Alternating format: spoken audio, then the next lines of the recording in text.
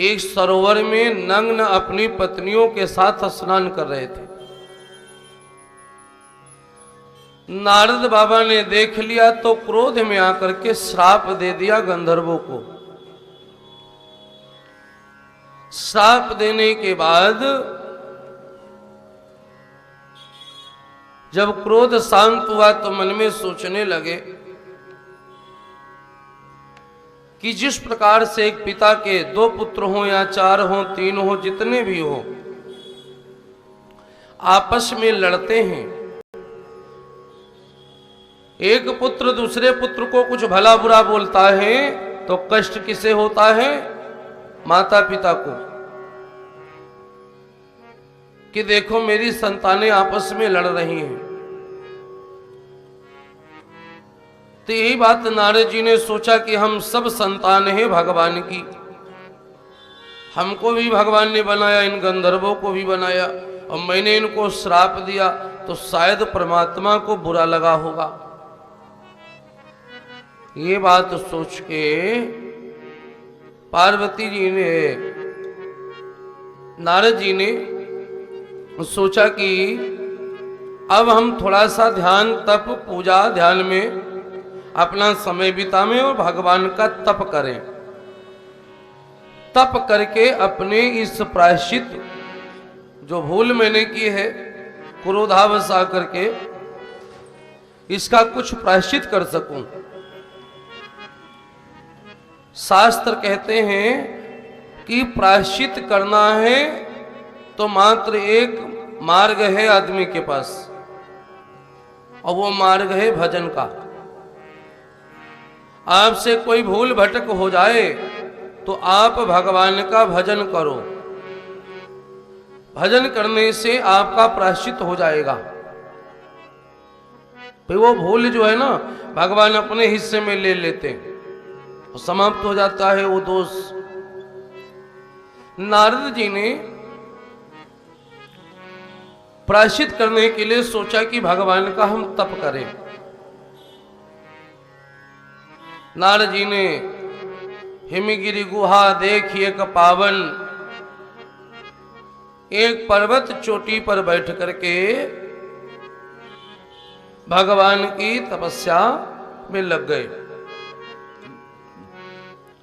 भगवान की तपस्या करने में, साधना करने में 2 स्थान उपयुक्त हैं। कहते हैं कि आप ऊंचे स्थान पर बैठे, से कनेक्ट होना है तो स्थान ऊंचा चुने।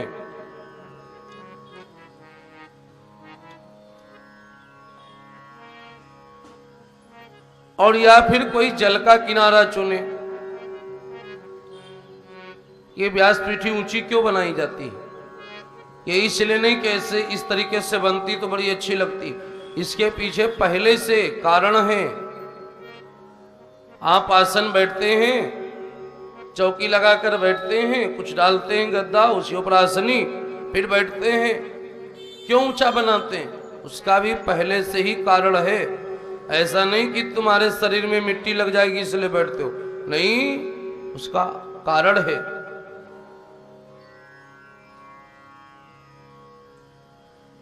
हमारे यहां इस संबंध में पूज्य संत देवरहुआ बाबा जी बोलते हैं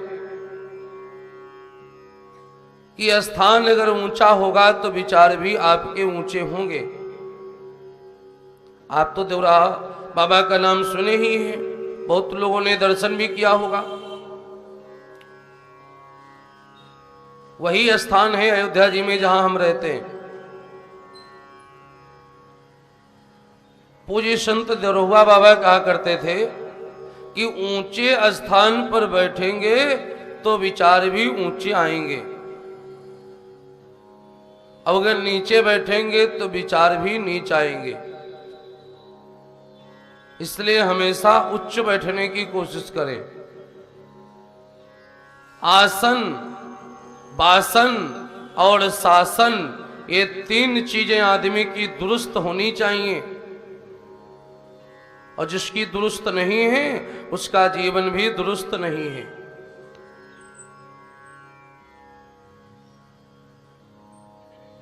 नारद जी एक पर्वत चोटी पर बैठ करके भगवान की साधना करने लगे। और जब ऊंचे बैठ गए चोटी पर, कहते सहज विमल मन लागी समाधि।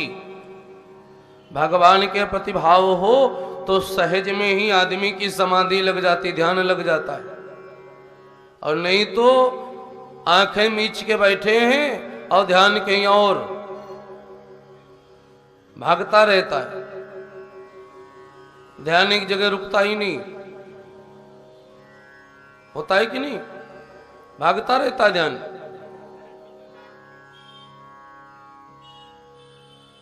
नारद जी बैठे थे, भगवान के प्रति भाव था तो समाधि लग गई।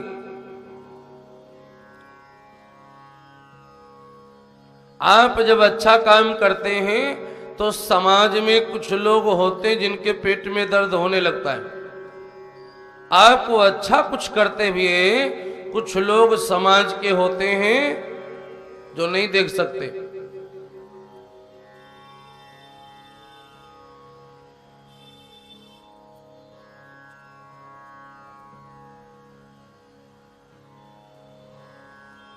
अच्छा काम करोगे तो उसमें बाधा आएगी। अच्छा काम करने चलो तो आपको परेशान करने वाले लोग भी आपके पास आ जाएंगे।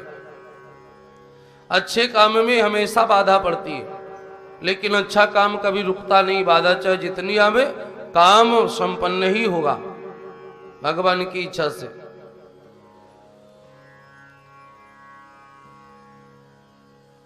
नारद जी तपस्या कर रहे थे और नारद जी की तपस्या में बाधा आने लगी।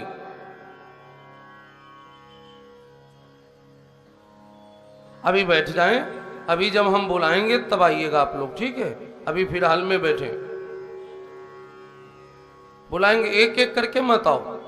ये व्यासपीठ है, कोई मजार नहीं है, बात समझा।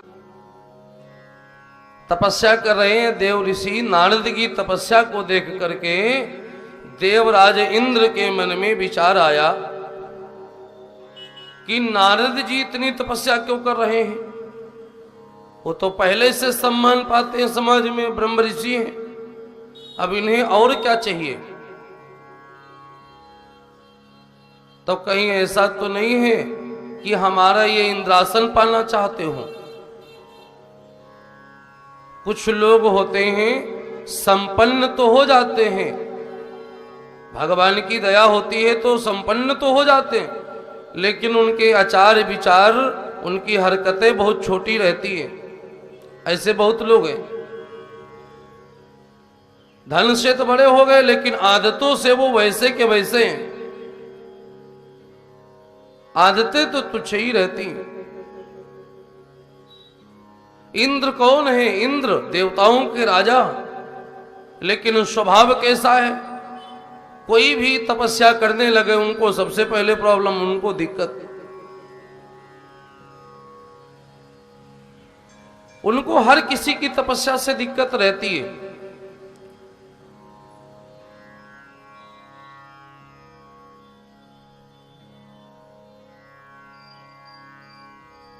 देवराज इंद्र सोच रहे हैं नारद जी तपस्या कर रहे हैं, कहीं इनको इंद्रासन तो नहीं चाहिए? देवता लोग तो जाएंगे वरदान में देके चले आएंगे, हमारी तो गद्दी चली जाएगी। इसलिए इंद्र जी ने सोचा कि नारद बाबा की समाधि तोड़नी पड़ेगी। समाधि सफल हो गई तो हो सकता है मेरा इंद्रासन ले लें बाबा। तो इसलिए इंद्र ने नारद जी की तपस्या को तोड़ने के लिए बड़े प्रयास किए। अप्सराओं को भेजा, अप्सराएं आई, हर प्रकार का हर प्रयत्न हुआ, लेकिन बाबा की समाधि नहीं टूटी। अंत में कामदेव को भेजा, और कामदेव को भेजा।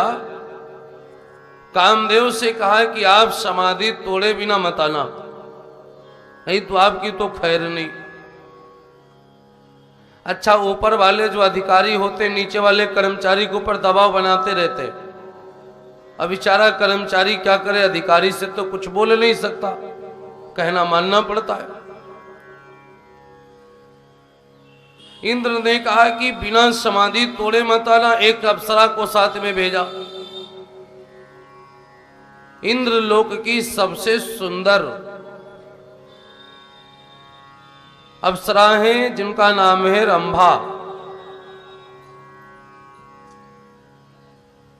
कोई कठिन मिशन होता है तो वहां पर रंभा जी को भेजा जाता है। कामदेव के साथ रंभा को भेजा गया और कहा कि दोनों लोग जाओ समाधि तोड़ के आओ। कामदेव आए। अच्छा, यहां भेंट भी किससे? संत से हो गई कामदेव की, क्योंकि समाधि तोड़ने संत की आए हैं।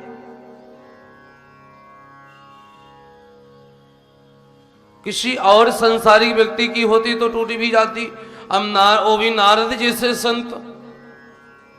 जिस व्यक्ति के मन में परमात्मा का नाम चलता है उसके मन में कभी संसारिक चीजें अपना बसेरा नहीं बना पाती,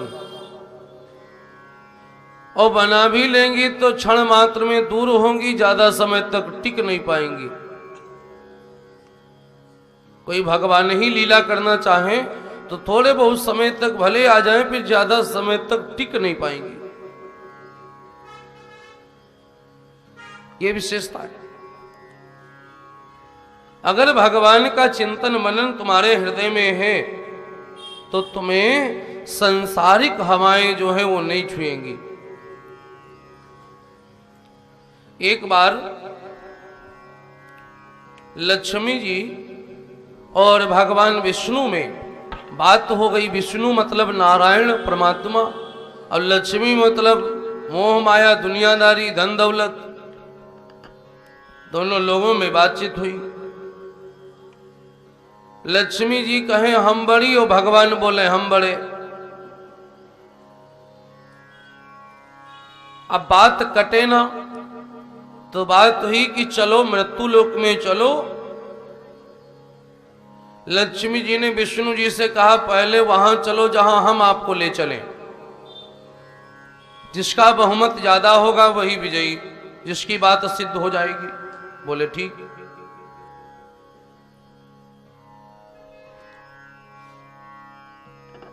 जिनकी बात सिद्ध होगी वही विजयी होगा।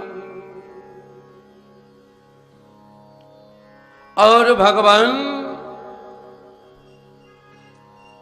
लक्ष्मी जी की बात को मान भी लिए।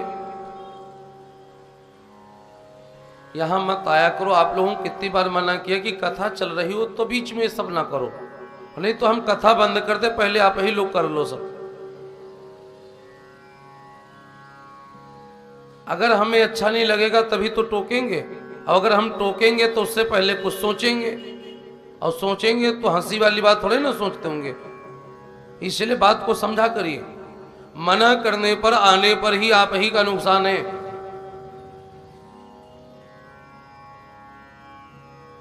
ने भगवान विष्णु से कहा कि महाराज मेरे साथ चलो और मैं दिखाती हूं कि माया बड़ी है कि भगवान। भगवान बोले ठीक है, कहां चलना? बोले जहां हम चले। भगवान लक्ष्मी जी के साथ गए और एक परिवार था जो भगवान को बहुत मानता था। व्यापारी परिवार था। जो व्यापारी वर्ग होता भगवान को तो मानता है, लेकिन गणेश से पहले लक्ष्मी जी को खरीदता है व्यापारी वर्ग। ये भी बात सत्य है कि जितना गणेश जी का सम्मान उससे ज्यादा लक्ष्मी जी का सम्मान। धनतेरस में खरीदेंगे पूजा के लिए, दीपावली में, तो सबसे पहले वो लक्ष्मी जी को खरीदेंगे। तो एक परिवार था। भगवान को भी मानते थे और लक्ष्मी जी को भी मानते थे। लक्ष्मी जी ने कहा पहले आप पहुंचो, पीछे से हम आएंगे। तो भगवान बहुत बुजुर्ग के भेष में द्वार पर पहुंचे और द्वार पर पहुंचे, बेल बजाए तो अंदर से लोग निकले उस परिवार के। बोले हाँ बाबा। तो बाबा ने बताया संत भेष में। बोले भूख लगी है, भोजन चाहिए। भोजन मिल गया, आसन दे दिया। घर परिवार वाले लोग सोचे संत हैं, चलो ठहरने दो, अपने घर ही रुक जाएं, अच्छी बात है। घर में कई कमरे थे। बोले महाराज एक कमरे में आप ठहर जाओ, वृद्ध हो गए हो, कहां जाओगे, यहीं ठहरो। नारायण प्रसन्न हो गए, बोले ठीक है। 24 घंटे 2 दिन 48 घंटे इस तरीके से समय हुआ। लक्ष्मी जी सोचे कि भगवान तो गए हैं भेष बदल करके, खूब बढ़िया संत भेष में मालपुआ उड़ा रहे हैं, अब हम भी पहुंचे। तो लक्ष्मी जी को तो ये साबित करना है कि मैं बड़ी हूं। तीसरे दिन लक्ष्मी जी पहुंची एक बुढ़िया के भेष में। अब खुंडी खटखटाई, घर से कोई निकला, कहा भैया प्यास लगी है, भूख भी लगी है। तो कहा ठीक है माता जी आओ बैठ जाओ। अंदर कमरे में बुला लिया, चाय पानी नाश्ता आया, जल आया और जल गिलास में आया। तो जिस गिलास से जल पिया, जल पी लिया, गिलास रख दिया। घर मालिक जब आया सामने तो देखा क्या गिलास चांदी का। अब घर में वैश्य परिवार में जो बनियान लोग होते उनमें पूजा करने की भावना बहुत होती, सेवा भावना बहुत होती, लेकिन लक्ष्मी जी के प्रति भी बड़ा भाव रहता है। घर में चर्चा होने लगी, अरे ये तो गिलास चांदी का हो गया। तो घर में लोग बोले ऐसा करो बाबा माता को भोजन भी करवा दो। बाबा तो कर ही रहे घर में बैठे 3-4 दिनों से, माता जी आई इनको भी भोजन करवाओ। अब भोजन करवाया। तो जब भोजन करवाया तो थाल भी चांदी की हो गई, चम्मच सोने के हो गए। नाश्ता पानी कर लिया। माता जी ने कहा कि अच्छा अब हम चलें। तो घर वाले चरण पकड़ लिए, माता जी कहां जाओगी, बुजुर्ग हो गई हो, इसी घर में ठहर जाओ। एक बूढ़ा बाबा तो हमारे घर में पहले से रहता है, आप भी ठहर जाओ, क्या हर्ज है, उनकी सेवा करते तुम्हारी भी सेवा करेंगे। बूढ़ी माता ने कहा यही तो समस्या है, वो बाबा जो तुम्हारे घर में रहता है ना, वो बाबा हमें नहीं पसंद है। जो तुम्हारे घर में जो बाबा रहता वो बाबा नहीं पसंद है, उस बाबा को निकाल दो तो मैं रह सकती हूं, अन्यथा बाबा को रहने दो, हम जा रही हैं। घर वालों ने सोचा कि ये माता जी रुकेंगी तो सोना चांदी से भंडार लग जाएगा घर में, अई बाबा को रखने से क्या मतलब। बाबा को घर से निकाल दिया, कहा चलो उठाओ बाबा अपना झोला और निकल ले। लक्ष्मी जी ने थोड़ा मुड़ के मुस्कुरा के देखा, भगवान को देख लिया, मैं ही बड़ी हूं, जब मैं आती हूं तो आपको भी कोई नहीं पूछता है, जहां सेवा हो रही थी वहां से भगाए जा रहे हो। तो भगवान मजबूरी में वहां से चले, पीछे से लक्ष्मी जी, वो तो लक्ष्मी ठहरी, वो भी निकल ली।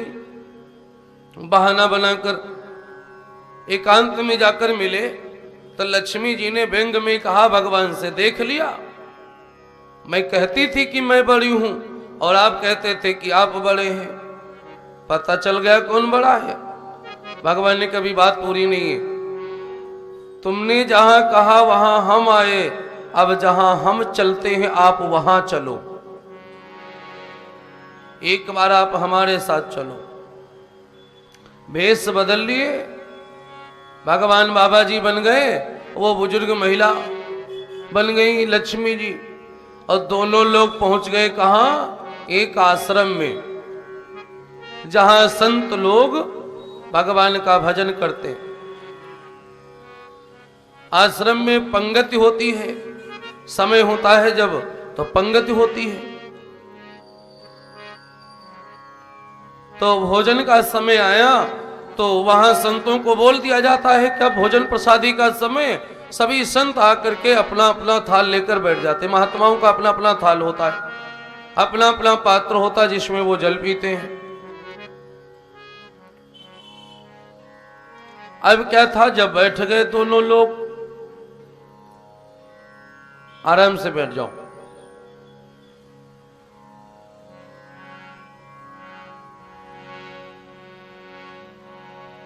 भगवान और माता जी दोनों लोग एक व्रत के भेष में है, बैठ गए दोनों लोग संतों के साथ पंगत में। अब पंगत ही परोसा गया। अब लक्ष्मी जी ने अपना वही चमत्कार दिखाया, थाल चांदी की कर दी। अब भगवान देख के मुस्कुरा दिए। भगवान बोले नहीं, भगवान बोले बाद में जब उठेंगे तो पता चलेगा। बाबा ने, जो भगवान बाबा के भेष में उठे और अपनी थाल उठा लिए, धोने के लिए लेकर के चल दिए। और लक्ष्मी जी का स्वभाव थाल सोने की है, चांदी की कर दी। और सोचा कि ये तो चांदी की, अभी कोई आएगा बाबा उठाने। तो जो महंत था बाबा, उसने देख लिया, उसने चमटा लेकर के दिखाया। चमटा, हाय बुढ़िया, ये थाल उठा और थाल का तेरा भतार उतारेगा।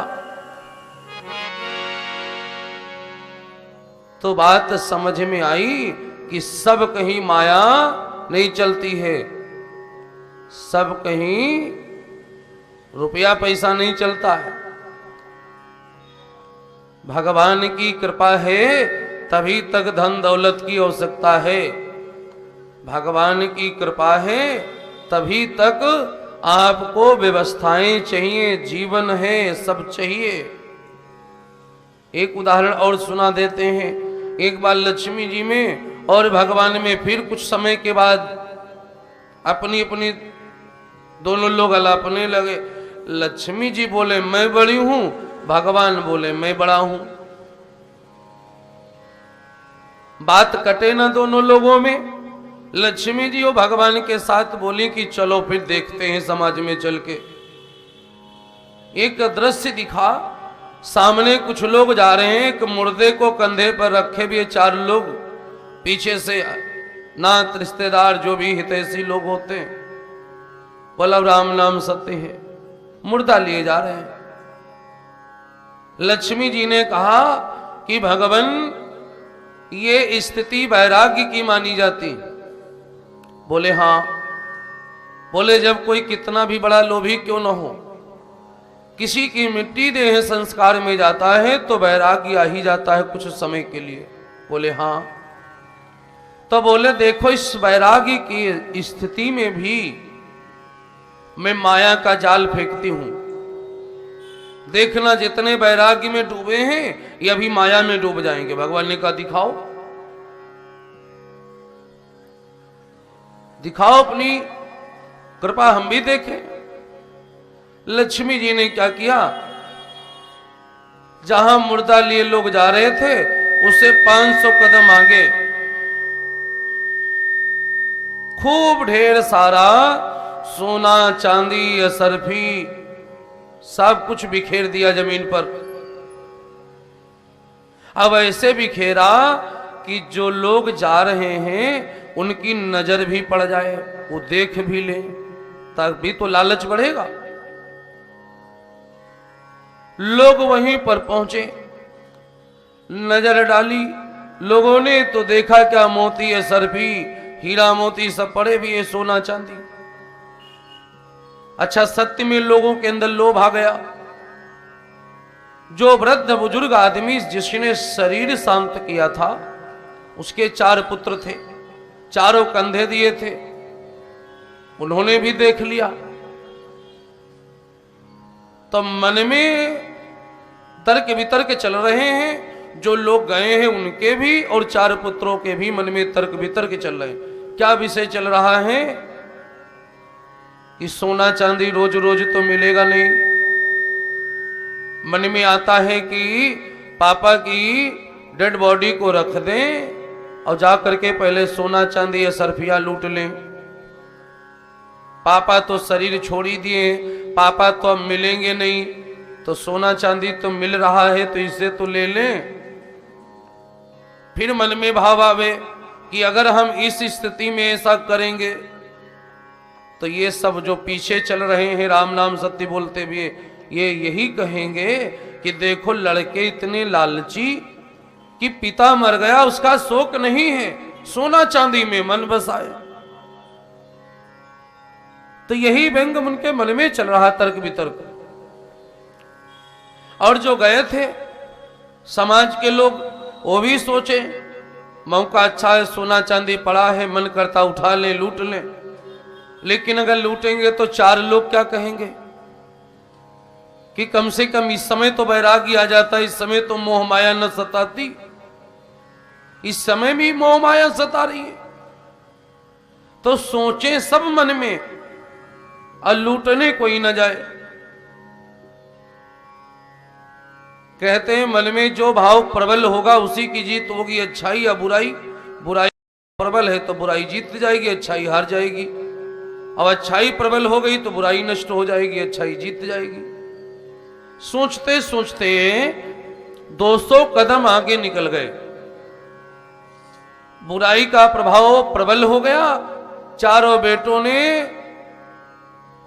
लाश को नीचे रख दिया और सबसे बोले कि चलो सब लोग पहले ये सब लूट लो, ये रोज रोज नहीं मिलेगा। पिताजी तो हमारे चले ही गए, बाद में मिट्टी देंगे। सोना चांदी हम भी लूट ले, तुम भी लूट लो। सोचा कि सब लूटेंगे तो कोई किसी को दोष भी नहीं देगा, तो कहा सब लोग लूट लो। सभी लोग गए, सोना चांदी लूटने लगे। और लक्ष्मी जी नारायण जी से बोली कि देखा ये वैराग्य में भी देखो कैसा लोभ आ गया। लाश रख करके लोग सोना चांदी लूट रहे हैं। तो भगवान मुस्कुराए और कितना सुंदर जवाब दिए। लक्ष्मी जी से बोले लक्ष्मी जी अब उधर नजर डालो, कहां जाओ मुर्दा लेटा है। कहा उधर देखो जहां मुर्दा लेटा है। सब लूट रहे हैं लेकिन मुर्दा नहीं लूट रहा है। मुर्दा निश्चिंत सो रहा है राजा जैसे, वो नहीं लूटता है। तुम चाहे टरक भर सोना चांदी डाल दो, लूट यही रहे, वो नहीं लूटता, वो राजाओं जैसे लेटा है। लक्ष्मी जी ने कहा मतलब, भगवान ने समझाया मतलब ये है कि ये मत भूलो कि तुम ही बड़ी हो।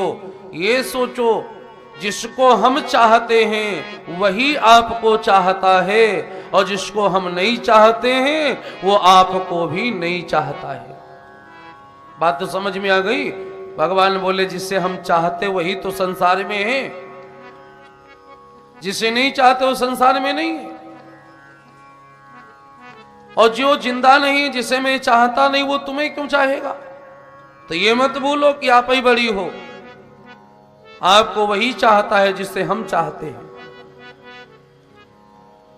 और जिसे हम न चाहे वो आपको भी नहीं चाहता।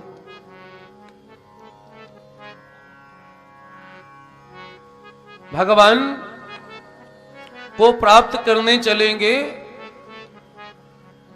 तो अनेक लोभ मिलेंगे। माया मिलेगी, धन दौलत रुपया पैसा, नाम यश कीर्ति, ये सब मिलेगा। किसी तरीके से आप पद से भटक जाएं। यदि आप भटक गए तो फिर भटक गए, और नहीं भटके तो मंजिल पाओगे। नारद जी को भटकाने के लिए इंद्र ने बहुत कुछ इंतजाम किया, नारद जी नहीं भटके।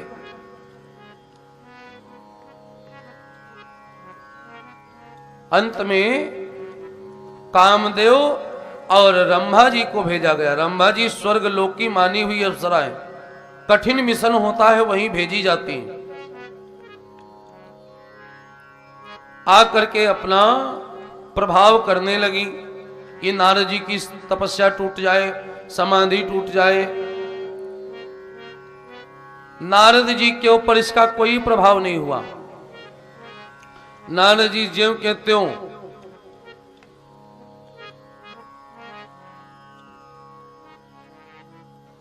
संसारी विकारों का प्रभाव आपके ऊपर भी नहीं होगा। हम आपको एक युक्ति बता दें, आप लोग अपने जीवन में इसे लागू करिएगा। भगवान से धन दौलत कभी ना मांगो, जो होगा सो मेहनत करो, मिलेगा। भगवान से रोज प्रातः काल जब उठिए तो एक निवेदन करिए कि प्रभु हम सत्य से जुड़े रहें और सत्य पर चलने के लिए हमारा आत्म बल हमारा साथ देता रहे, क्योंकि आत्म बल जब टूटता है तभी हम सत्य को छोड़ के असत्य पे चल देते। तो प्रभु सत्य पर चलने योगी हमारा आत्म बल बना रहे और हम सत्य पर बने रहें। और सत्य का रास्ता जो है भगवान के यहां ही जाता है, क्योंकि सत्य भगवान ने, ये भगवान से मांगा करिए। अगर मन में प्रभु के प्रति भाव है तो तुम्हारा कोई कुछ नहीं बिगाड़ पाएगा। नारद जी का कोई कुछ बिगाड़ ही नहीं पाया।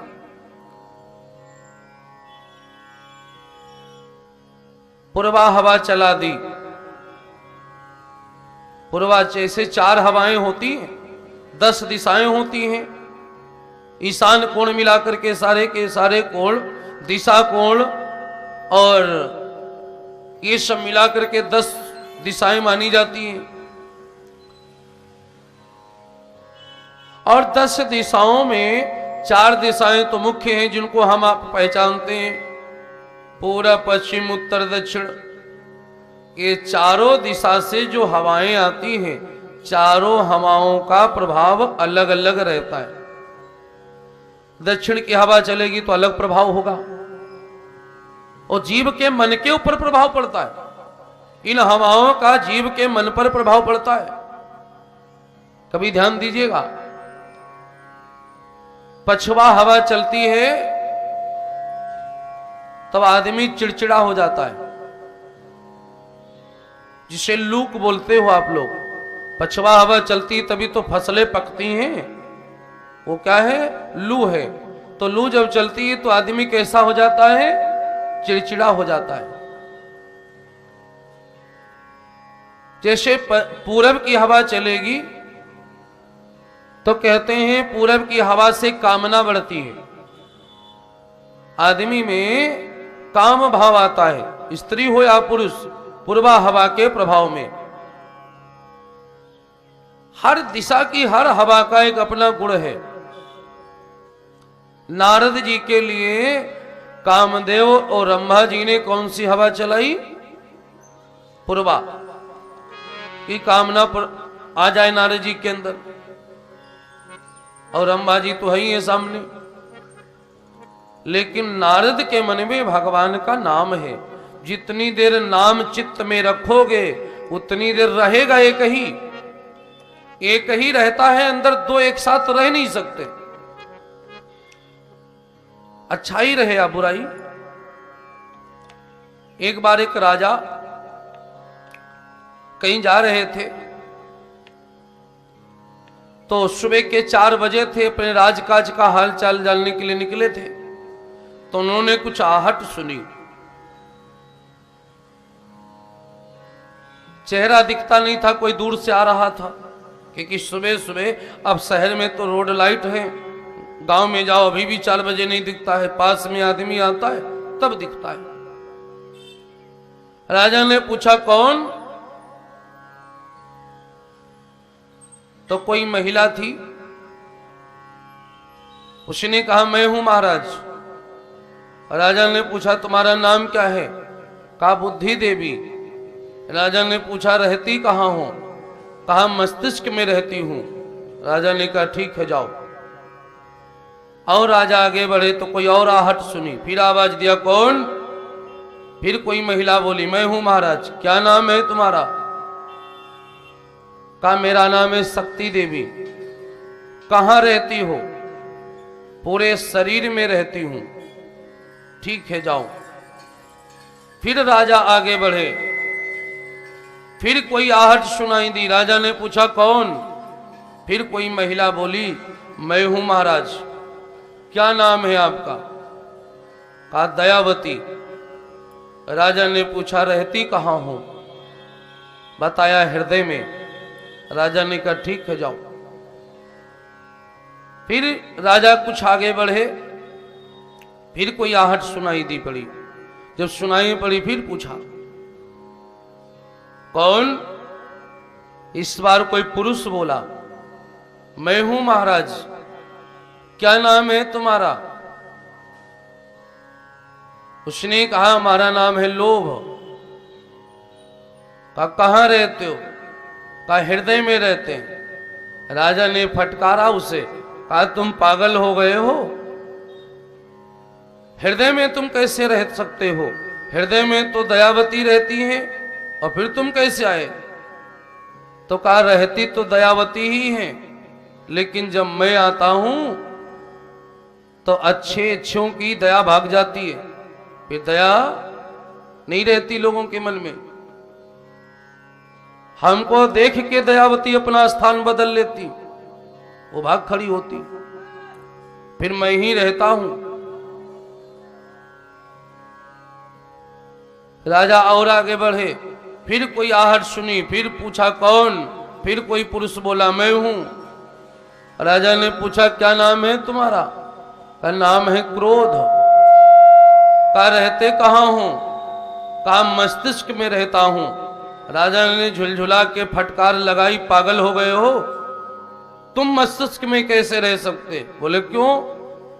बोले यहां तो बुद्धि देवी रहती। क्रोध ने कहा रहती तो बुद्धि देवी है महाराज। बात तो सही है, लेकिन जब हम आते हैं तो बुद्धि देवी भाग खड़ी होती। क्रोध के समय बुद्धि काम करती है? बोले फिर बुद्धि नहीं रहती। राजा और आगे बढ़े, फिर कोई आहट सुनी, फिर पूछा कौन? फिर कोई पुरुष बोला मैं हूं महाराज। क्या नाम है आपका? कहा रोग।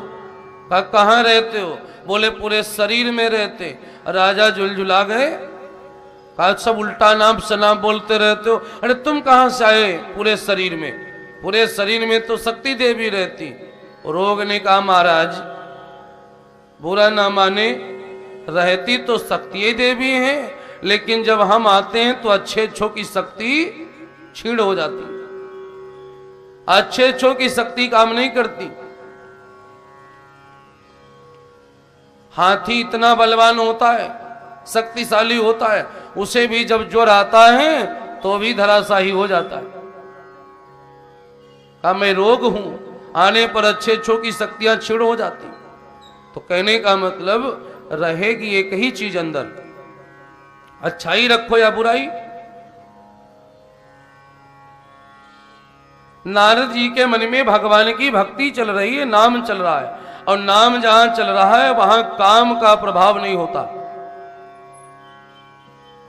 जहां राम का नाम है वहां काम क्षीण होता रहता है। आप चाहे जितने कामी हो, लेकिन आप अगर भजन करने लगे धीरे धीरे कामना शांत होती रहेगी। एक दिन ऐसा होगा जो काम से नफरत हो जाएगी। काम राम के नाम से कोसों दूर भागता है, और नारद जी के मन में चल रहा है परमात्मा का नाम। कामदेव की एक न चली। कामदेव ने सोचा जिस मिशन पर भेजे गए हैं वो काम बिना पूर्ण किए गए तो इंद्र भी हमारे साथ अच्छा व्यवहार नहीं करेंगे, इंद्र भी हमको दंडित करेंगे। इसलिए अब एक उपाय बचा है केवल मेरे पास, उसे उपयोग में लाता हूं, देखते हैं क्या होता है। और उपाय क्या है? उपाय ये है कि अब या तो मैं नारद बाबा के चरणों में गिर जाऊं, बाबा हमको क्रोध में आकर श्राप दे दें, या फिर कोई वरदान दे दें।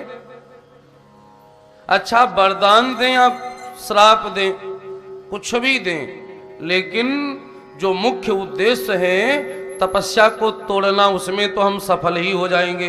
वरदान देंगे तो हम अपने जीवन में पुरस्कार समझेंगे, और श्राप देंगे तो मिशन सक्सेसफुल रहा, इस बात की तो पूर्ति हो ही जाएगी। दोनों तरीके से बाबा को समाधि तो तोड़नी ही पड़ेगी। ध्यान टूटेगा तभी बोलेंगे, चाहे श्राप दें अथवा वरदान। नारद जी के चरणों में कामदेव थक हार करके गिर गए। अच्छा, और इसका एक मतलब और निकाला जा सकता है। चरण का मतलब होता है शरण, चरण का एक मतलब शरण भी होता है। जो चरण में है सो शरण में है। बोलो सही गलत? जो चरण में है सो शरण में है। और शरण में कौन आता है? जो सब कुछ करके हार थक जाता है, कुछ करने को शेष नहीं बचता है, अब उसे लगता है कि अब सब हम कर चुके अपना प्रयास उपाय, तो कहां जाता है? फिर वो शरण में जाता है। और चरण में जाना शरण में जाने के समान। इसलिए भी कामदेव बाबा की शरण में गए। इसका एक मतलब ये भी है। खैर, जब चरणों में बाबा अपना माथा, कामदेव ने बाबा के चरणों में माथा नवाया और नारद जी की समाधि तो टूट गई, लेकिन जैसा कामदेव ने सोचा था वैसा नहीं हुआ। कामदेव ने सोचा था बाबा प्रसन्न होंगे तो वरदान देंगे, क्रोध में आएंगे तो श्राप देंगे, तो ऐसा नहीं हुआ। बाबा कुछ बोले ही नहीं, ना ही श्राप दिए और ना ही वरदान दिए। वो कुछ बोले नहीं, उठे और चल दिए। कुछ दूर निकल गए, फिर मन में नारद जी के ख्याल आया कि अरे ये मेरे से क्या हो गया, मैंने तो बहुत बड़ा काम कर दिया। अब क्या बड़ा काम किया कि आदमी अक्सर अपना नुकसान आने पर क्रोध में आ जाता है और या फिर काम के प्रभाव में आ जाता है। अब काम मेरे सामने खड़ा था, वो भी पूरी व्यवस्था के साथ, रंभा अप्सरा के साथ, और मैं तो कामदेव के चक्कर में फंसा नहीं। तो ध्यान दिया कि मैंने तो बहुत बड़ा काम कर लिया, ऐसा काम तो किसी ने आज तक किया ही नहीं। इसका मतलब अब मैं कुछ विशेष हो गया हूं। आदमी जब ये सोचता है कि मैं विशेष हो गया हूं तो वो विशेष सम्मान ढूंढने लगता है। बात मानते हैं कि नहीं? आपको लगता है कि हम विशेष हैं तो आप कुर्सी ढूंढते हो, जमीन पर नहीं बैठते हो। कुर्सी मिल जाए तो बैठे, क्या हम भी नीचे बैठे? क्या सब लोग तो बैठे हैं, क्या हम भी नीचे बैठे? आप नहीं बैठेंगे क्योंकि आप अपने को कुछ समझते हैं, तो आप सम्मान ढूंढते हैं। नारद जी ने सोचा कि मैंने कुछ विशेष कर लिया है जो अच्छों से हो नहीं पाता, तो इसका मतलब अब मैं कुछ विशेष हूं। लेकिन विशेष हूं ये मैं ही जानता हूं। लोग भी जाने तो हमारी चर्चा बढ़े, तो लोग हमारा रिस्पेक्ट करें, तो लोगों को पता होता तो लोग चर्चा करते। ये घटना मेरे सामने घटी है तो ये घटना तो अब मुझे बताना ही पड़ेगा। लोगों को बताएंगे तभी तो जानेंगे, तभी तो प्रशंसा करेंगे लोग। तो इसके लिए बताने के लिए जाना पड़ेगा लोगों के पास। तो किसके पास जाएं बताने के लिए? तो सोचे पहले जाएं शंकर जी के पास। क्यों? क्योंकि शंकर जी कामदेव का शिकार हो चुके हैं। मोहिनी रूप की कथा आपने सुनी है। तो सोचे पहले शंकर जी के पास जाएं, क्योंकि शंकर जी भी कामदेव के प्रभाव में आ चुके हैं। बात वहीं से जमेगी, क्योंकि वो हारे उसके प्रभाव में कामदेव के और हम जीते कामदेव को, तो अगर हम हारे हुए को अपनी जीत की कथा सुनाएंगे तो वो तो सुनेगा ही सुनेगा और प्रभावित भी होगा, और प्रभावित होगा तो 4 लोगों से कहेगा तो हमारा नाम बढ़ेगा। इस इच्छा से नारद जी कहां चले? शंकर जी के पास। शंकर जी ने देखा और नारद जी का स्वागत किया। बैठिए नारद। नारद जी बोले कि बैठने का समय नहीं है महादेव। आज नारद जी के स्वर बदले थे। भगवान शंकर समझ गए आज क्या हुआ, कुछ तो है। बोले समय नहीं है, किसी विशेष कार्य में हो? बोले कार्य तो विशेष है, अभी सबके यहां जाना है और सबको बताना है और आपको बताने आए हैं। शंकर जी ने कहा बताओ तो सही, क्या बताना है? बोले बताना ये है कि आज हमने वो किया है जो आप नहीं कर पाए। शंकर जी ने सोच लिया हो गया सत्यानाश। जिसकी वाणी में इतनी कोमलता हो, जिसकी वाणी में इतना माधुर्य हो, उसकी वाणी में आज अहंकार छलक रहा है।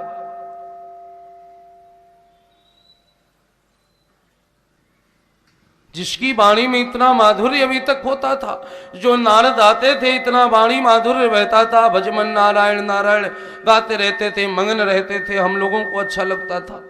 आज उसी वाणी में ऐसा स्वर, इतना अहम, लेकिन शंकर जी ने वो भाव प्रकट नहीं किया, अनजान बने रहे। शंकर जी ने फिर पूछा कि ऐसा क्या है जो हमने नहीं किया वो आपने किया? नारद जी ने कहा कि हमने कामदेव जीता है और आप जीत ना पाए कामदेव को, और हमने जीत लिया।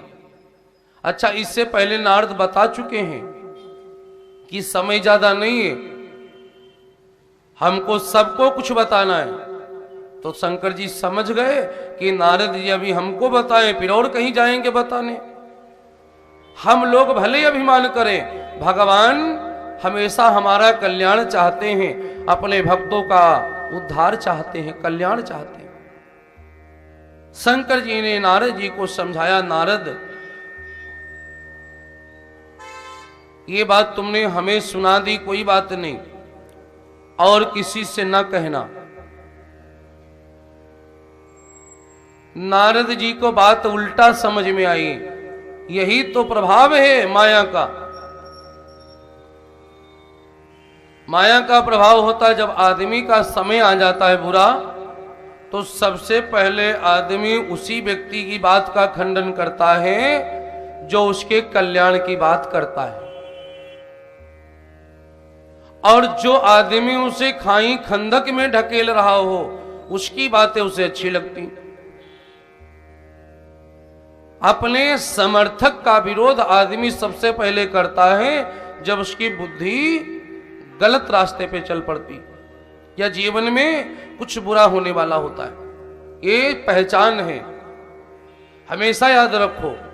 जिस दिन तुम्हें अपने हितकारी की बात कड़वी लगने लगे, अब समझ लो कि तुम चल पड़े हो गलत रास्ते पर और विनाश के रास्ते पर, जहां आपका कोई कल्याण नहीं है।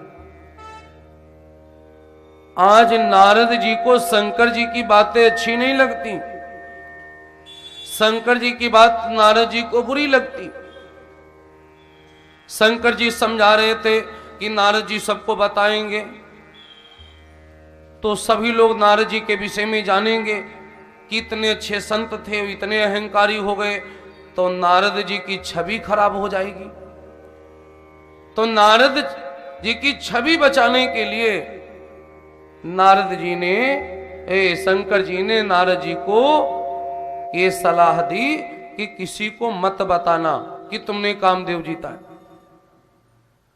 और इसका अर्थ क्या लगाया नारद जी ने कि शंकर जी सोच रहे हैं कि हमने कामदेव जीता नहीं और नारद जी ने जीत लिया, और यदि किसी से बताएंगे तो इनका बड़ा नाम होगा और हमारी बेइज्जती होगी। शंकर जी अपनी बेइज्जती से डरते हैं, इसीलिए हमको बताने नहीं दे रहे। नारद जी उल्टा समझ बैठे, वहां से चल दिए। बोले अब यहां रुकना नहीं ठीक है, इनको तो हमसे जलन है। गए कहां? बोले पहले पिताजी को सुना में जाकर, ब्रह्मा जी को। ब्रह्मा जी के पास गए। ब्रह्मा जी ने पूछा, हाँ नारद बोलो क्या हाल चाल है, बड़े प्रसन्न हो? बोले प्रसन्न इसलिए हैं जो काम आपके शंकर नहीं कर पाए वो काम करके आ रहा हूं। ब्रह्मा जी ने भी बदले हुए स्वर नारद जी के सुने। ब्रह्मा जी ने सोचा कि ऐसा अभिमान नारद में कहां से आया? ऐसा अभिमान तो नारद में कभी नहीं था। पिता को पुत्र गलत मार्ग पे चल पड़े तो चिंता होती है। ब्रह्मा जी को चिंता हुई, नारद गलत रास्ते पर चल पड़े, अभिमान अच्छा मार्ग नहीं है। तो ब्रह्मा जी ने नारद जी को भी वही बात समझाई कि नारद हमसे तो कह दिया, लेकिन अब किसी और से न कहना कि तुमने कामदेव जीता है। नारद जी को अपने पिताजी की बात भी बुरी लगी। नारद जी ने सोचा कि हमारे पिताजी लगता है ये तो शंकर जी के मित्र है ही हैं, ये दोस्ती निभा रहे हैं, ये हमारी सफलता से प्रसन्न नहीं है, ये हमसे जलते, हमारे पिताजी भी जलते, ये दोस्ती निभा रहे हैं। अब इनसे भी बताना व्यर्थ। वहां से भी नारद जी चल पड़े, कहां? विष्णु जी के पास। विष्णु जी के पास पहुंचे और विष्णु जी के पास आज बहुत दिनों के बाद नारद गए हैं। इससे पहले भी एक बार गए थे, एक बार और पहले गए थे। कब गए थे? कथा सुनना चाहते हो? कितने लोग प्रसंग सुनना चाहते हो? सभी लोग? चलिए सुनाते हैं फिर।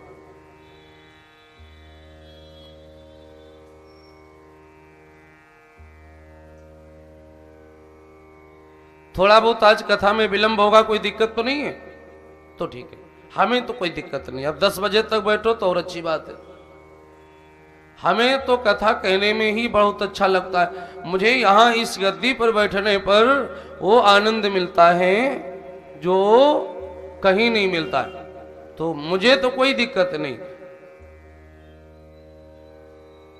आप लोग जल्दी न करना, बस थोड़ा प्रसंग बढ़ेगा। आप कारण पूछो तो सुना देते, प्रसंग पूरा कर लेते। नारद जी एक बार गए थे इससे पहले, बहुत बरस पहले, उसके बाद आज गए हैं विष्णु जी के पास। पहले कब गए थे और फिर इतने दिन क्यों नहीं गए? एक बार नारद जी भगवान विष्णु के पास गए माया जानने के लिए। नारद जी ने विष्णु भगवान से पूछा, महाराज संसार जगत में संत लोग गाते हैं भगवान की माया बड़ी प्रबल है, भगवान की माया बड़ी प्रबल है। हम जानना चाहते कितनी प्रबल है भगवान की माया, हम जानना चाहते कितनी प्रबल है। ये माया है क्या, हम भी तो जाने। तो भगवान नारद जी को समझाए कि नारद माया जानना तुम्हारे लिए हित में नहीं है, तुम माया के चक्कर में न पड़ो। संत जन वैसे भी माया से बच जाते हैं, भगवान बचा लेते हैं। लेकिन कोई जानबूझ के कूदे कुएं में तो कौन बचावे। नारद जी जिद कर दिए, प्रभु ने मुझे माया जानना ही है। तो भगवान बोले फिर ठीक है। सामने एक सरोवर में भेजा, एक सरोवर था। अब कहा नारद उस सरोवर में स्नान करके आओ और बैठो, तब हम आपको समझावें कि माया क्या है। नारद जी गए सामने सरोवर में स्नान करने के लिए, और नारद जी ने जाकर के सरोवर में डुबकी लगाई। तो जब गए थे तब नारद थे, और डुबकी लगाए तो लड़की बन गए नारी। और भगवान की कृपा तो देखो, नारी बने तो नारद वाली सारी बातें भूल गए। ये दिमाग से ही निकल गया कि मैं कौन था।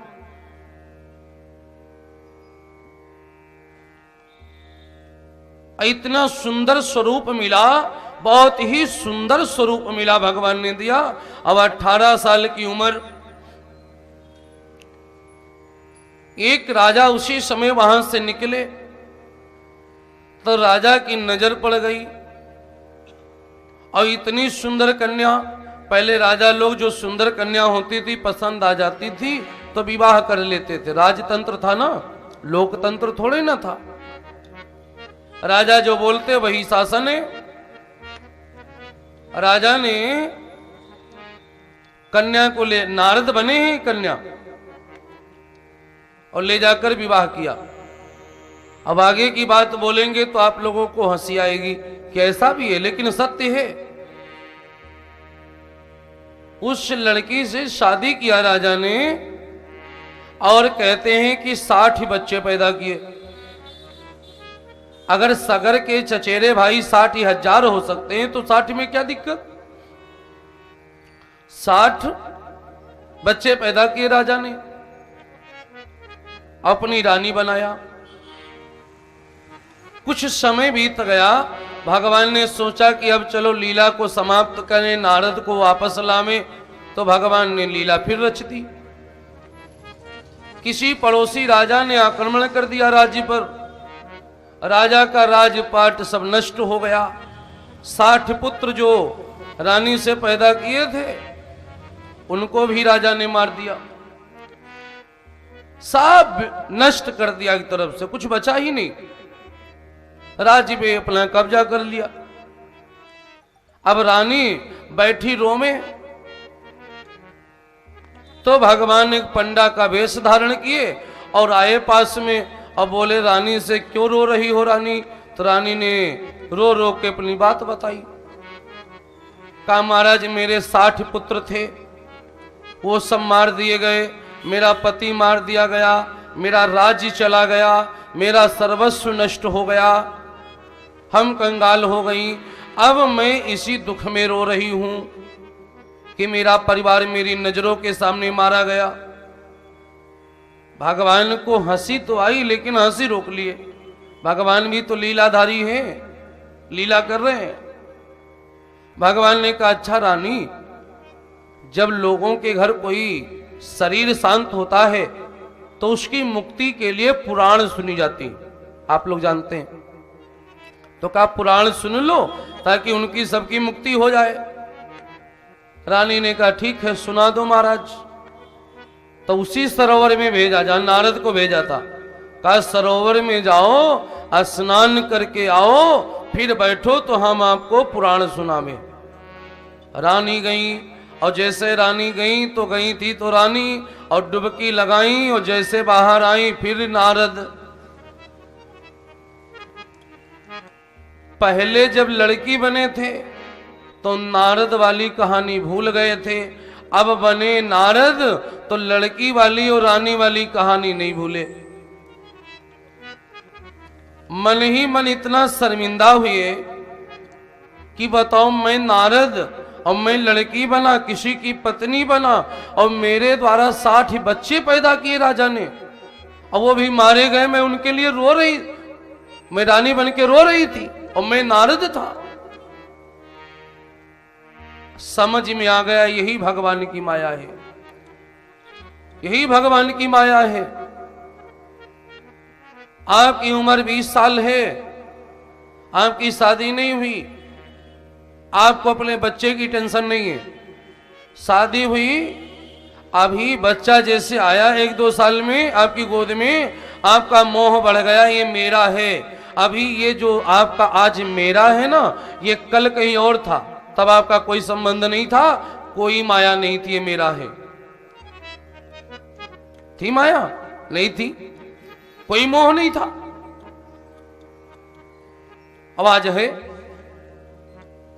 पिछले जन्म में जिस घर वालों से आज मोह है, जब हमारा पिछला जन्म होगा तो इनको हो सकता हम अपना दुश्मन मानते हो। यही भगवान की प्रबल माया है। नारद जी को समझ में आ गया। नारद जी बहुत दिन नहीं गए और आज प्रसंग चल रहा है, कामदेव को जीता है नारद जी ने ना, इसलिए अहम बस नारद जी ने सोचा कि अब जाएंगे विष्णु जी के पास। अब विष्णु जी के पास पहुंचे और नारद जी, एक बात और बता दें आप लोगों को, नारद जी में लाख बुराइयां हों, लेकिन नारद की सबसे बड़ी अच्छाई है कि वो कभी भजन नहीं बंद करते। भैया पीछे तक लाख बुराइयां नारद में आ जाएं, लेकिन वो कभी भजन भगवान का नहीं बंद करते। हमारे आप में भी बुराइयां अच्छाइयां आती जाती रहती हैं, लेकिन भजन नहीं छोड़ना चाहिए। भजन रहेगा तो भजन आपको बचा लेगा डूबने से। नारद जी को बचाया किसने समस्या से? उनके भजन ने बचाया। नारद कामदेव को जीते हैं, मन में अहंकार भरा है, लेकिन फिर भी भजन नहीं छूटा, भजन अभी भी कर रहे हैं। भजन करते हुए पहुंचे, हम आप भी गाते भजमन नारायण नारायण नारायण। और इस नाम को रटने का फल क्या है? तो इसकी अगली पंक्ति जो है उसी में इस पद को गाने का, इस शब्द को रटने का लाभ दिखाया गया है। जो नारायण नाम लेते हैं पाप होती सब छारायण। भजमन नारायण नारायण नारायण। पाप कटते हैं नारायण कहने से। ऐसा नाम है कि इसको रटने से पाप कटते हैं। नारद जी भजमन नारायण नारायण गा रहे थे और लक्ष्मी जी बैठी थी विष्णु जी के पास, उठी और चली गई। नारद जी ने अपना गाना बंद कर दिया।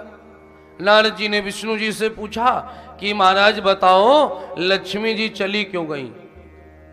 भगवान ने कहा लक्ष्मी ठहरी माया, और माया कहीं भजन सुनती हैं? तुम सुनाओ हम सुने। नारद जी ने कहा भगवान माया, तो माया क्या है? भगवान ने कहा लो यहीं पर फंसे थे, तब से आज तक नहीं आए, वो आए भी तो वहीं से फिर शुरुआत कर दिए। आए तो वहीं से शुरुआत कर दिए। माया क्या है? तो भगवान ने सोचा कि लगता है पुनः समझाना पड़ेगा नारद को कि माया क्या है। भगवान ने कहा कि कल बताएंगे माया क्या है। अच्छा, नारद जी भी ज्यादा समय रुक नहीं पाते एक जगह पर, चलते रहते हैं। नारद जी बोले भगवान ठीक है फिर कल बताइएगा। नारद जी आगे बढ़े, कुछ दूर बढ़े, उतनी देर में भगवान ने अपनी माया रच दी। माया का एक नगर बसाया, माया से उस नगर का एक राजा निर्मित किया, उस राजा की एक कन्या निर्मित की माया से, उस कन्या का स्वयंवर रच दिया भगवान ने माया से। सब माया का ही खेल भगवान ने रच दिया। अब नारद जी उसी नगर के पास से निकल रहे हैं।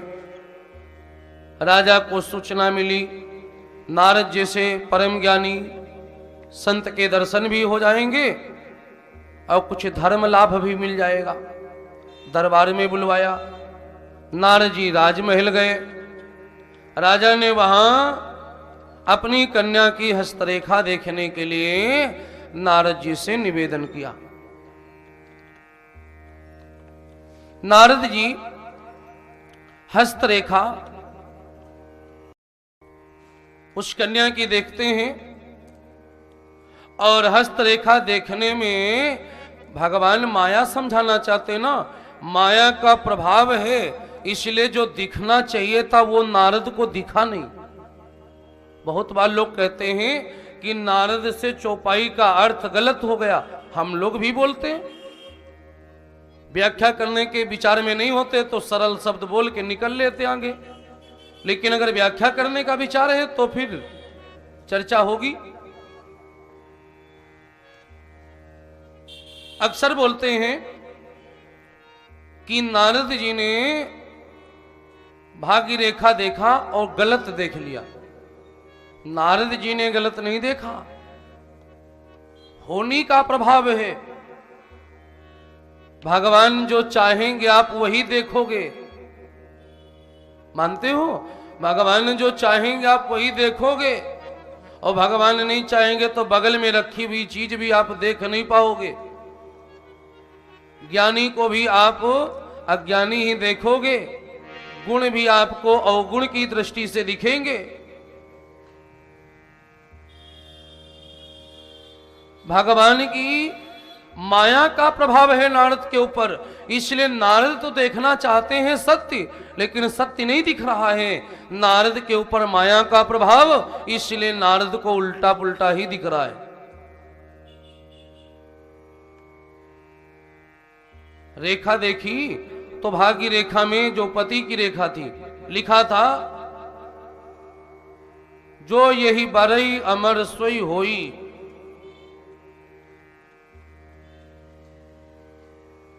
आप लोग गाइए, एक चौपाई गाते।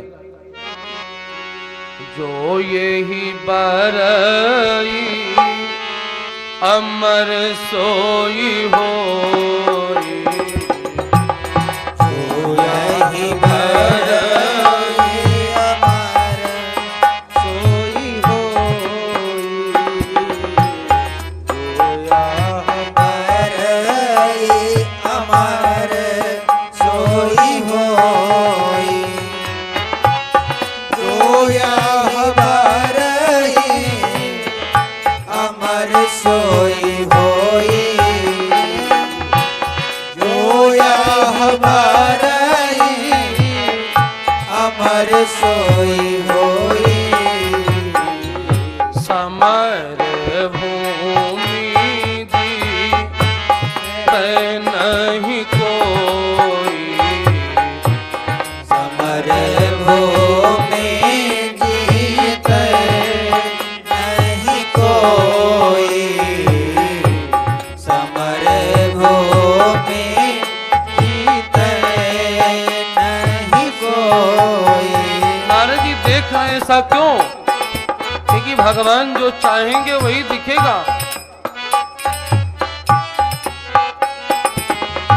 हो राम की कीन चाहे सोई होई, राम कीन चाहे सोई होई, परय अन्न था अस नहीं कोई, करही अन्यथा अस नहीं कोई, करही अन्यथा अस नहीं कोई।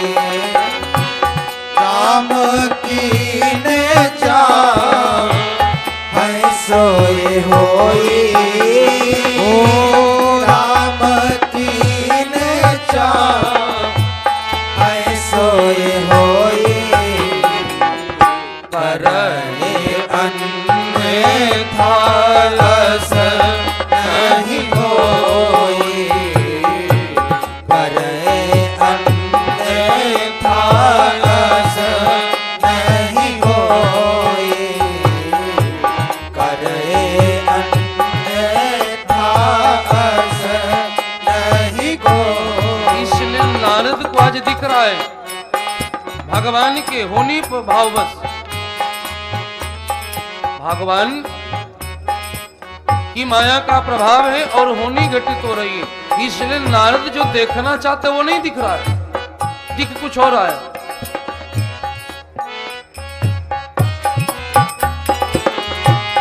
जो ये ही बरई अमर सोई होई, जो यही बरई अमर सोई होई,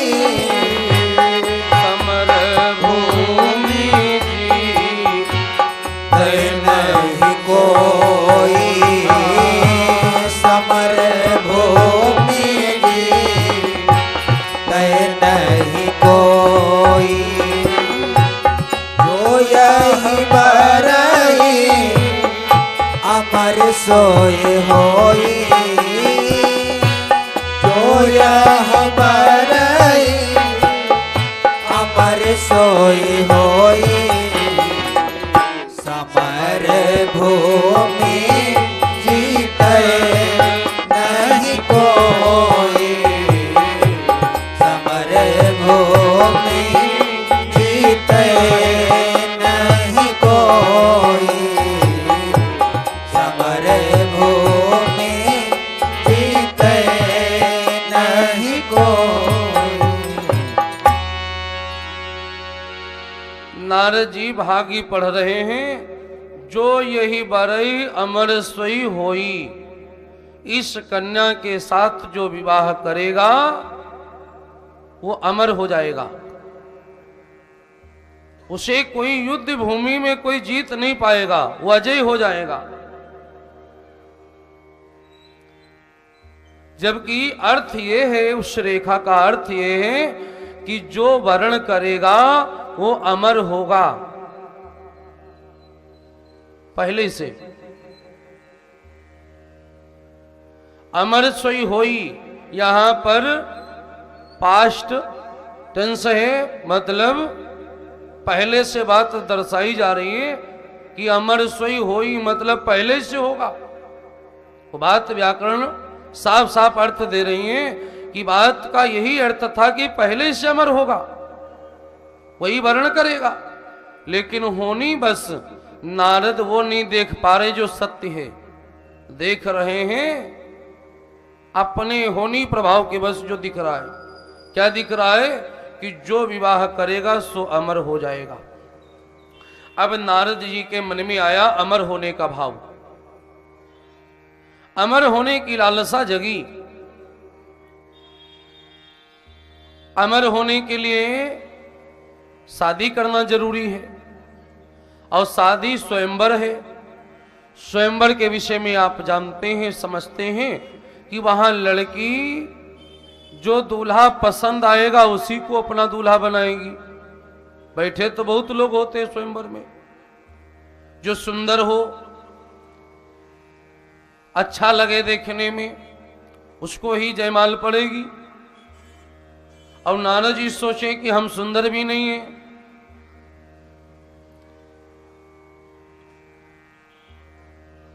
नारद जी सोच रहे हैं हम सुंदर भी नहीं हैं, हम बाबा आदमी, ना कभी ब्यूटी पार्लर जाएं, ना कभी क्रीम पाउडर लगावें, तो हम सुंदर कहां से होंगे। तो सुंदर तो है नहीं हम, अब हम सुंदर बन जाएं तो बात अलग है, तो हमारा विवाह हो सकता है। अच्छा, इतना टाइम भी नहीं है क्योंकि कल ही स्वयंवर होना। अब एक दिन में तो ब्यूटी पार्लर वाले भी सुंदर नहीं बना पाएंगे, ज्यादा खुरच देंगे तो लाल लाल दिखेगा फिर सब, ये भी समस्या। फिर काले से लाल हो गए तो ज्यादा खुरच देने में भी समस्या, चाहे जितना खुरचे एक दिन में कोई साफ बना नहीं पाएगा। तो हम भगवान की शरण में जाएं। अच्छा, एक बात है, जब कभी ये विचार हमेशा आप समझ लीजिए, नारद जी के इस विचार से लाभ लेना चाहिए। जब कभी संकट जीवन में आवे तो भागे भागे न घूमो भगवान के मंदिर में। शनि भगवान सुन ले, हनुमानव जी सुन ले, शंकर भगवान सुन ले। एक बार एक आदमी था, शंकर जी का बड़ा पुजारी, अब गायें चराने गया था। नदी में गाय तैरकर उस पार चली गई, तो उसने सोचा कि भाई गौ माता को तो लाना ही है, तो वो भी पीछे से नदी में कूद पड़ा। अब शंकर जी का पुजारी था, और जैसे कूदा तो तैर पाता नहीं था, डूबने लगा। तो बोला कि शंकर जी आ जाओ। अब शंकर जी तो तैयारी किए कि चले बचा लें, तब तक उतनी देर में बोल पड़ा पार्वती मैया आ जाओ। शंकर जी रुक गए, भाई जिसको बुलाओगे वही आएगा। पता चला शंकर जी पार्वती जी को सोचे जाएं, पार्वती जी सोचे शंकर जी जाए, उतनी देर में उसका राम नाम सत्य डूब के मर गया। आत्मा पहुंची यमराज के यहां। यमराज ने कहा भाई अच्छा काम तो किया नहीं, सजा देनी है, लेकिन इसने मरते समय एक बार शंकर जी का नाम लिया, एक बार पार्वती जी का, और मरते समय भगवान का नाम जल्दी निकलता नहीं लोगों के मुख से, तो इसको पहले एक मौका दे दिया जाए, चाहता क्या है इसकी सुन ली जाए। तो कहा तुम्हारा थोड़ा सा पुण्य है, बोलो तुम क्या चाहते हो। उसने कहा कि हम शंकर जी से मिलना चाहते हैं। गुस्से में था, मर के पहुंचा तो ले गुस्सा नहीं समाप्त हुई, गुस्से में था तो कहा शंकर जी से मिलना चाहते हैं। शंकर जी से मिलवाया गया। शंकर जी के ऊपर बहुत गुस्सा था, क्योंकि भक्त है भगवान का तो गुस्सा तो होगा ही। शंकर जी के ऊपर लगा चिल्लाने, भगवान तुम बड़े धोखेबाज हो, आपने समय पर हमारी जान नहीं बचाई, सो मर के हम यहां आ गए। शंकर भगवान बोले भाई तुमने जैसे पुकारा था हम आने वाले थे, तो कहा फिर आए क्यों नहीं। तो कहा तुमने पार्वती को पुकारा, और पार्वती जी वहां पर थी नहीं, तो हमने सोचा पार्वती जितनी देर में हम बनेंगे, साड़ी ब्लाउज पहनेंगे, पार्वती बनेंगे, उतनी देर में तुम मर के आ गए, तो हम क्या करें। एक ही को पुकारे होते एक ही जगह रुक जाते। अब मतलब समझ गए हो, जिसको पकड़ो उसी के बन जाओ, आपत्ति के समय उसी से मरो, ऐसा नहीं दौड़े दौड़े घूमो। सीता जी ने भी जिसकी पूजा की उससे मांगा था। अब समय नहीं कोई व्याख्या का, क्योंकि प्रसंग जहां चल रहा भाई उसी प्रसंग में टाइम लगेगा।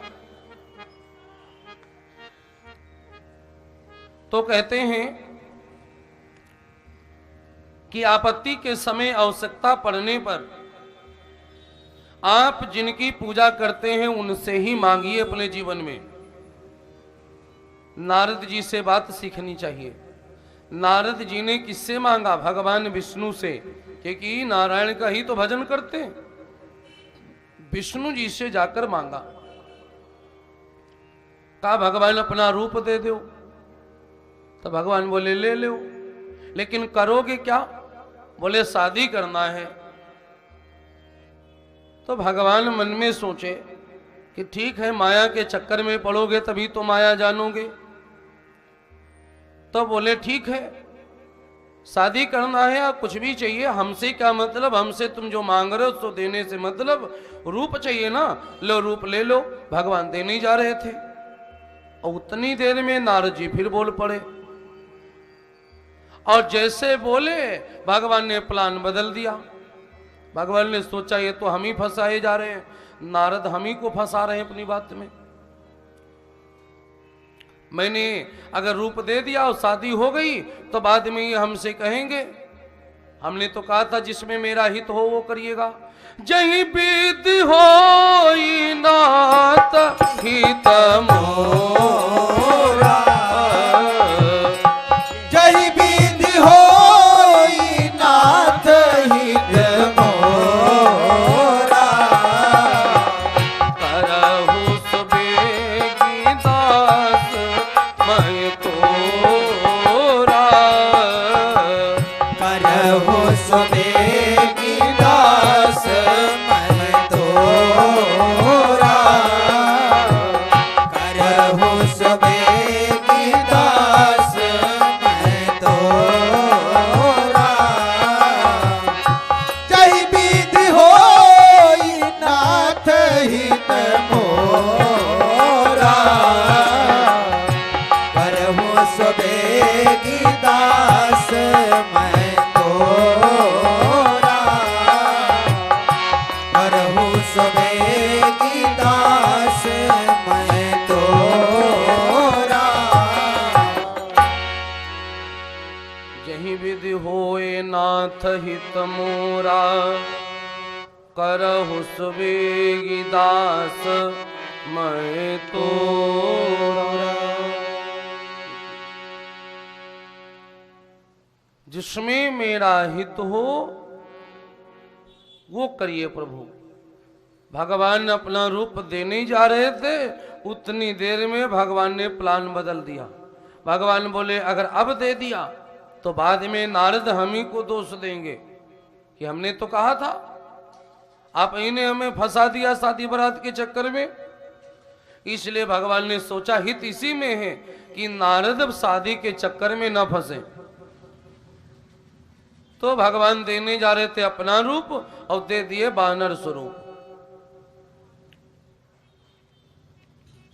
नारद जी को रूप मिला बानर का और नारद जी पहुंच गए कहां? स्वयंवर में। एक बात और भी यहां समझने योग्य है, देखो या तो किसी को अपना मानो ना, या तो अपने आप को ज्ञानी मानो, ये समझो हम ही हैं जो है, हम ही खाम खा हैं।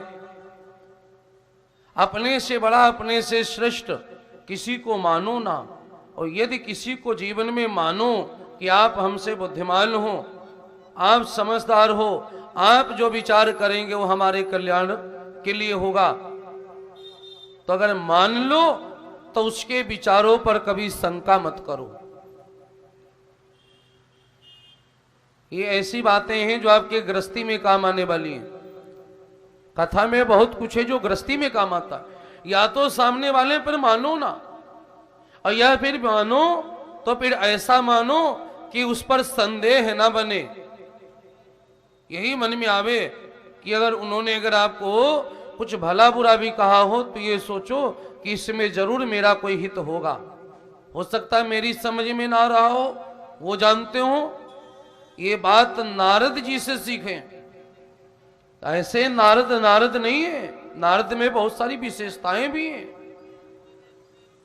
नारद जी विश्वास करते हैं भगवान नारायण पर, इतना विश्वास करते हैं कि रूप देखने के बाद नारद जी ने रूप पाने के बाद देखना उचित नहीं समझा। अगर शंका बनती कि पता नहीं अच्छा दिए कि बुरा दिए हैं तो शीशा जरूर देखते, तो स्वरूप कहीं जाकर जरूर देखते।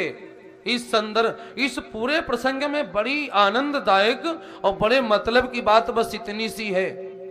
ये इतनी बात बड़े मतलब की है, हर व्यक्ति को सुनना चाहिए, गांठ बांध लेना चाहिए। आपकी भक्ति मजबूत हो जाएगी इतनी बात समझ गए तो। यदि नारद जी को भगवान की कृपा पर संदेह होता कि हो सकता लाओ देख ले, थोड़ा सा कम तो नहीं दे दिया, जितना सुंदर हमें चाहिए उसमें कुछ कमी तो नहीं है, अगर ऐसा संदेह बनता तो नारद जरूर शीशा देखते। मेरे भाई बहनों, भैया, नारद जी ने शीशा इसीलिए नहीं देखा, हजार कमियां हो जाएं, लेकिन ये अच्छाई तो है नारद में, अपने इष्ट पर विश्वास है। इष्ट हमारे जो करेंगे वो हमारे लिए अच्छा करेंगे। अब सौंप दिया सब जीवन का भार तुम्हारे चरणों में। अब आप ही जानो, अब आप ही जाने, आप ही जो करेंगे सो होगा। सब उन्हीं को सौंप दीजिए।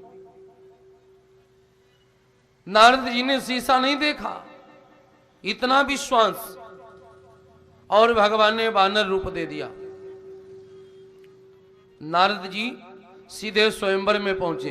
अच्छा, शंकर जी का मजाक बना के आए हैं। शंकर जी ने भी देखा कि नारद स्वयंवर में जा रहे हैं, तो शंकर जी ने भी अपने द्विगण भेज दिए कि जाओ भैया देख कर क्या क्या क्या होता है, फिर आके सुनाना, हम भी जाने। गण भी आए और बैठे कहां? जहां नारद जी बैठे हैं उन्हीं की बगल वाली सीट पर वो भी बैठे, बिल्कुल जस्ट पास में। अब नारद जी कुर्सी पर बैठे। जब कन्या चली वहां से जयमाल लेकर के, नारद जी अपनी कुर्सी पर बार बार उकसने की कोशिश करें, उठने की। और क्यों करें? सोचें कहीं ऐसा ना हो जाए, सुंदर तो सबसे ज्यादा हम ही हैं और हमको कन्या न देख पावे कि यहां कोई इतना ज्यादा सुंदर बैठा है, और आगे वाले को सुंदर समझ के जयमाल पहना दे। इसलिए नारद जी सोचे कि हमको देख ले कन्या एक बार, इसलिए नारद जी बार बार कसने की कोशिश करें और गण लोग नारद जी से मजा लें, आनंद लें। बोले बाबा क्या शादी की ज्यादा जल्दी है क्या? अच्छा, शादी एक ऐसा शब्द है कि कोई मना नहीं करता, मना तो कर ही नहीं सकता। बुरा ना मानना, अगर 100 साल के बूढ़े आदमी से कह दिया जाए बाबा शादी करोगे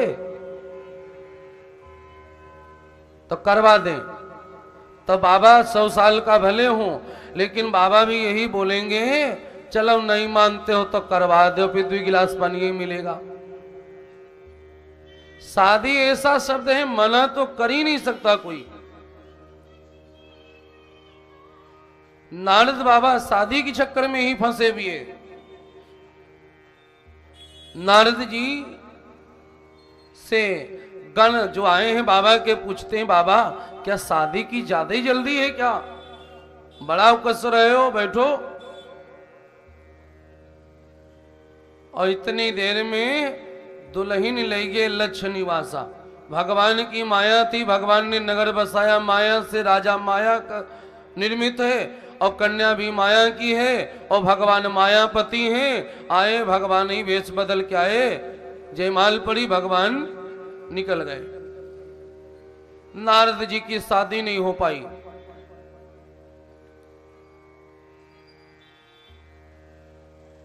नारद जी की शादी नहीं हो पाई। नारद जी रोष में आए।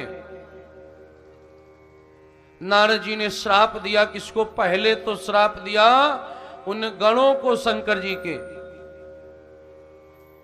कहा जाओ मेरा श्राप है, तुमने मेरा उपहास बनाया है ना, तो जाओ मेरा श्राप है कि संसार में तुमको कोई देवता ही नहीं मानेगा, तुमको कोई सम्मान ही नहीं देगा। तभी आदमी आज भी कहते हैं क्या गण हो क्या? क्या गणों जैसे पीछे पड़े रहते हो? ये श्राप दिया था नारद जी ने गणों को। क्रोध फिर भी ठंडा नहीं हुआ, क्योंकि उस समय नारद जी माया बस प्रभाव में थे।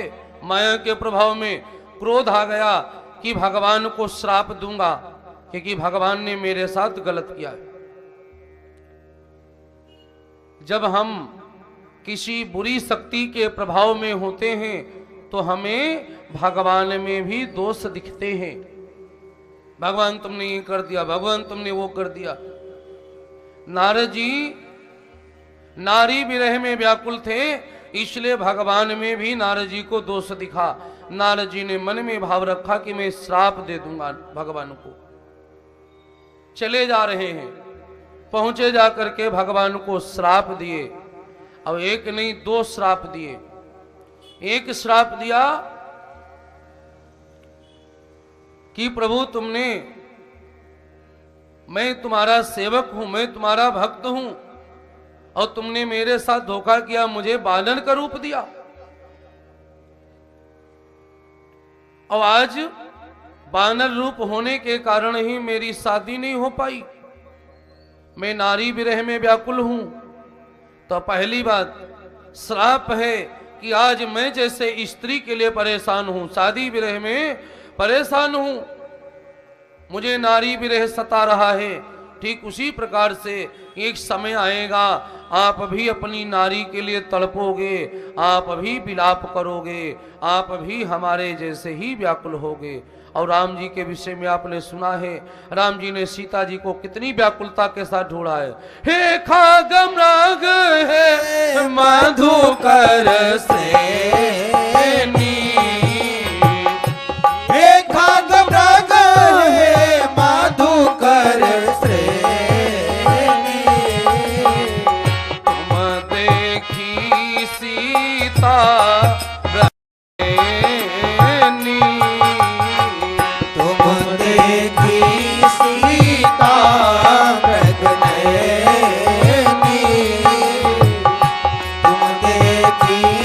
सीता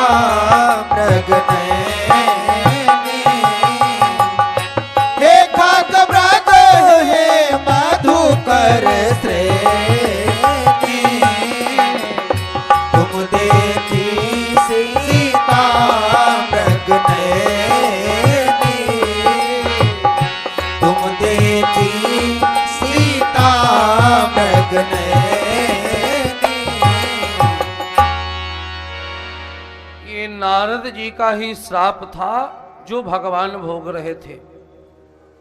नारद जी ने कहा पहला श्राप है आप भी नारी विरह में व्याकुल होगे समय आने पर, और दूसरा श्राप दिया कि आपने हमारा स्वरूप बानर का बना दिया, आपने मुझे बानर का रूप दिया है, तो जाओ प्रभु मैं भी कहता हूं कि कपि आकृति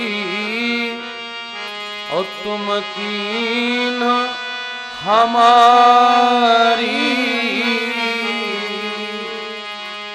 तो करी है कि सहाय तुम्हारी। आपने मेरी सकल बानर की बनाई है, तो जाओ कोई तुम्हारी मदद नहीं करेगा तो बानर ही तुम्हारी मदद करेंगे। ये दो श्राप नारद जी ने दिए। भगवान की माया का प्रभाव समाप्त हुआ, और जो ही माया का प्रभाव समाप्त हुआ नारद जी रोने लगे। अब नारद जी को ज्ञान हुआ कि मैंने बोल क्या दिया। इसीलिए कहते क्रोध के समय बोलना नहीं चाहिए।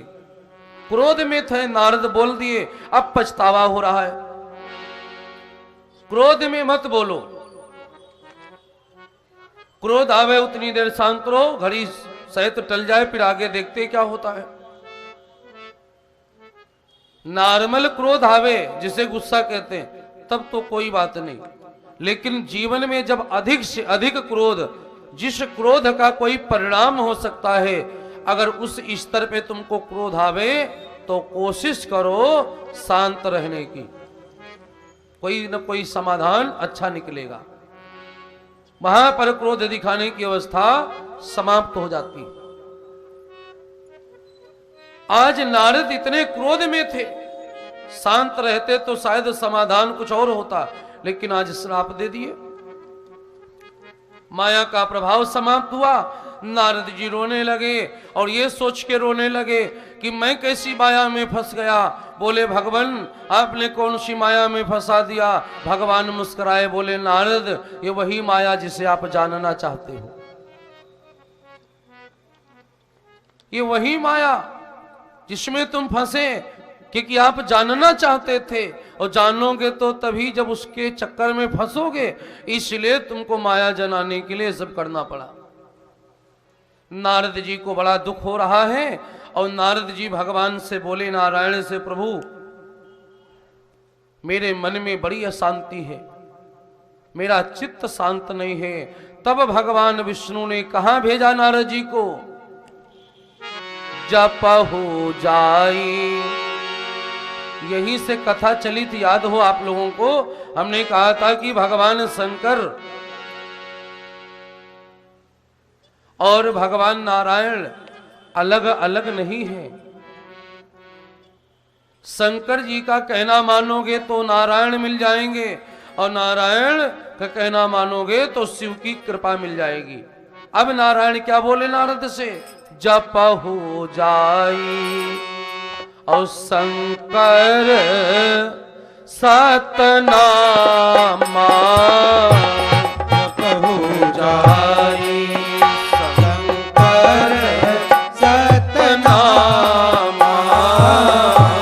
जपहु जाई शंकर सतनामा, जपहु जाई, जपहु जाई शंकर सतनामा, जपहु जाई शंकर सतनामा। हुई है ये हृदय, ओ हुई है ये हृदय तुरंत विश्रामा, हुई है ये हृदय तुरंत विश्रामा,